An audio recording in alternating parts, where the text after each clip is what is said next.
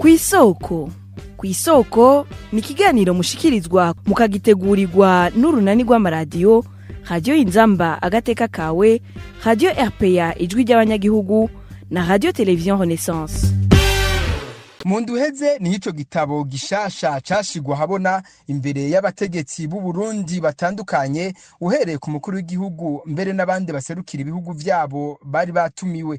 Uko cashikirijwe uko abantu batumiwe biri mu vyateye amakenga n'imbere ko abasomyi banegura ko ico gitabo kirimwo ukuninahaza mukuru w'igihugu Evariste Ndayishimiye mu gihe uyu munsi igihugu kigeze ahatemba bigenda vyunyuka uko bukeye uko bwije. Kino kiganiro mu runani rw'ibimenyesha makuru Radio Inzamba agateka kawe, Radio RPA ijwi ry'abanyagihugu na Television Renaissance mwagiteguriwe na jewe Reverie Bazikamwe. Turabahaye ikaze. Kw'isoko. Igitabo Une nation en marche, 62 pièges de jouets, Ndayishimiye et le nouveau chapitre du Burundi, cerekanywe nk'icisunze ubwenge n'ubwigenge, ariko kiriko gifatwa na bamwe ko cashizwe ahabona ngo gihayagize umukuru w'igihugu, bakibaza n'ibibazo kubijanye n'ubwigenge mu kwandika ico gitabo, na cyane cyane ko mu bagishikirije baterereye muri ico gitabo harimwo abazwi ko abanyamugambwe ruhebwa, na cyane cyane babaye n'abategetsi mu mugambwe CNDD-FDD bafise n'ibiti bahawe n'uwo mugambwe. Iyi nkuru tuyibaza mugenzi wacu Bertrand Ngendakuriyo. Uburundi buherutse gutegura urubanza rurimwe abanyeshubahiro rwo gushira habona igitabo citwa Une nation en marche, 60 ans de pièges de jouets, Ndayishimiye et le nouveau chapitre du Burundi. Ico gitabo cerekanywe nk'ikirimwo intererano z'abanyagihugu, carateye amakenga bamwe kubijanye n'ubwigenge bw'abacanditse, aho bamwe babibona mu guhayagiza umukuru w'igihugu Evariste Ndayishimiye.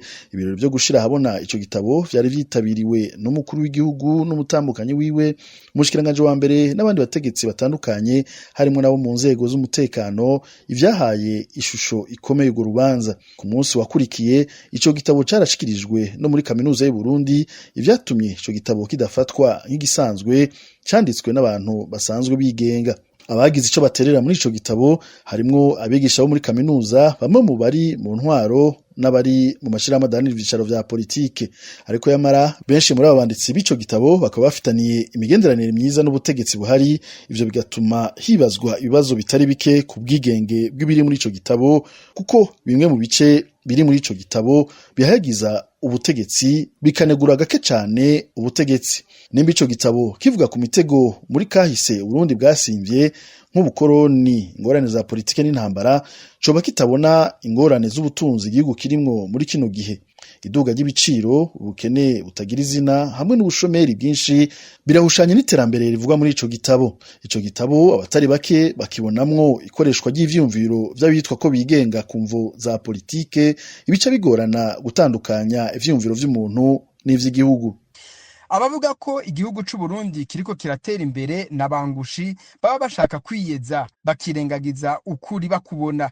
Bishikirizwa na Shovino mu Gwengeza arongoye umugambwe IPDZ Gamibanga, aho amenyesha ko igihugu casubiye inyuma nk'ibirenge kuva Evariste Ndayishimiye afashe ubutegetsi. Kurikira Shovino mu Gwengezo arongoye umugambwe IPDZ Gamibanga. CNDD-FDD aho yasanze igihugu cacu hakugiteza intambwe, igihugu cacu casubiye inyuma nk'imyaka yindi 20. Ni mu nyereka ikimenyetso na kimwe CNDD-FDD yimaze kwerekana yuko ifise ku mutima, ku muzirikanyi imbonoka zoza. Ahubwo Uburundi bwabananje gutera intambwe nyuma, bituma rero n'abatari bwamenye CNDD-FDD bayimenya, kuko kuva Burundi bubaho n'ubwa mbere abanyagihugu bariko barerekwa ayo bamaze imyaka ni babona. Nta terambere rero, ivyozanye iterambere vyose CNDD-FDD yarabisenyuye. CNDD-FDD na Ndayishimiye nta kindi cabaranze atari gusahura igihugu, nta kindi kintu cabaranze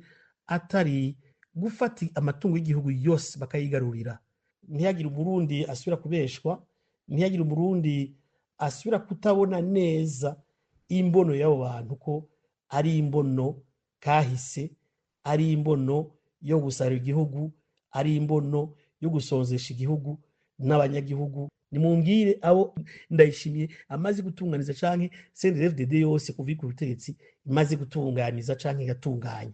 Nibarekire ibihenda amaso rero, bemere ko vyabananiye, bemere bemange ko atambono bafise, bemange ko baje ku butegetsi ata mugambi n'umwe bafitiye igihugu atari ukwihora.